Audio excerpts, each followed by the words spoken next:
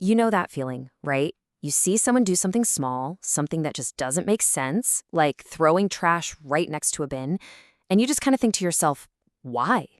Well, today we're going to dive right into that feeling and explore this simple but super powerful idea that really holds our communities together: civic sense. See, the biggest conversations, the most important ideas, they don't always start with some grand, complicated theory. Most of the time, they start with a really simple, totally relatable moment. Something you or I might see on our way to college or work that just makes us go, ugh. And boom, here is a perfect example of what I'm talking about. Aditya says people were standing right next to the dustbin and still throwing trash on the road.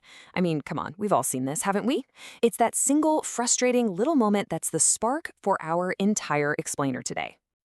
And here's the thing, once you start noticing that one little piece of litter, you suddenly realize it's not just about the litter. That one small act is actually just a tiny piece of a much, much bigger pattern that we see all around us. It's like once you see it, you can't unsee it.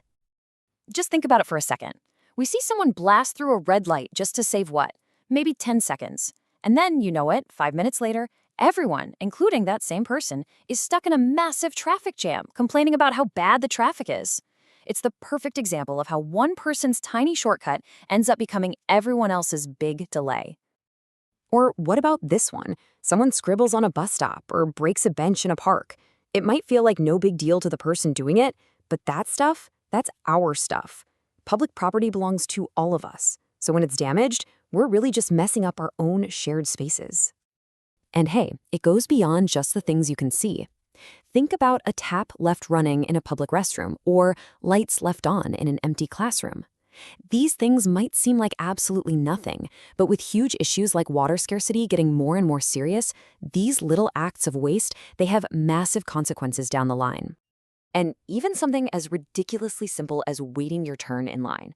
That little push to cut in, to get ahead, it's a total breakdown of basic courtesy. It turns something that should be orderly into a chaotic, frustrating mess for everyone. So, okay, let's just step back for a second and look at the whole picture here.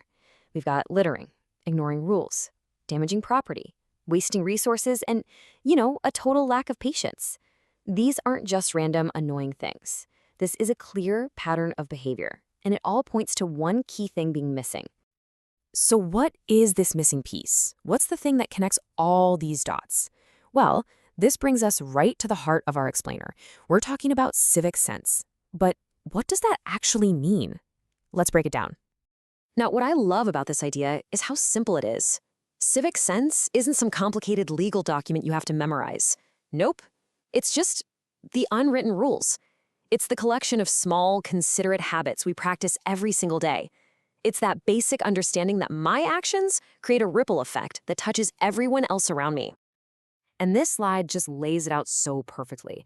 It's like looking at two different worlds. On one side, without civic sense, you get chaos, frustration, and waste. It's a mess. But on the other side, when a community actually embraces it, you get order, safety, and this incredible feeling of shared responsibility. The choice between these two paths is literally made up of millions of tiny decisions we all make every single day. Okay, so I know this might seem like a huge, overwhelming problem, but here's the good news, and it's really good news. The solution doesn't require some massive, complicated revolution. Real lasting change begins with a simple, personal resolution. It all starts with small, totally manageable steps.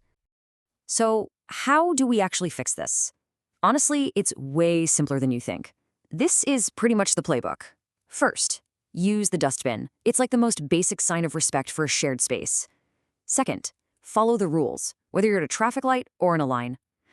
Third, respect property. Just leave it as you found it. Fourth, conserve stuff like water and power. And finally, number 5, the one that ties it all together, just be considerate. Think for 2 seconds about how your actions might affect other people. See, these aren't huge sacrifices. They're the basic building blocks of a much better community for all of us. And you should never, ever underestimate the power of one person just setting the right example. As Kalpak so wisely put it here, change always starts at the individual level. When we set an example, other people also get inspired. That one small, thoughtful action you take, it creates a ripple effect you might not even get to see, but it's there. So yeah, It all kicks off with a personal commitment. It starts with you. But real, lasting change, that happens when that personal commitment becomes a shared one, when it grows into a pact between all of us. And this, right here, is the final crucial step. Let's encourage our friends too. Small steps, big change. Just imagine turning to a friend and making this simple pact. That's it. That's how an individual resolution explodes into a community movement.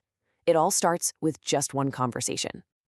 So, as we wrap this up, let's bring it all the way back to the beginning. We went from that one frustrating moment at a dustbin all the way to the incredible power of a shared pact. We've seen how small things can make a huge difference. So the only question left is for you. What's your first small step going to be?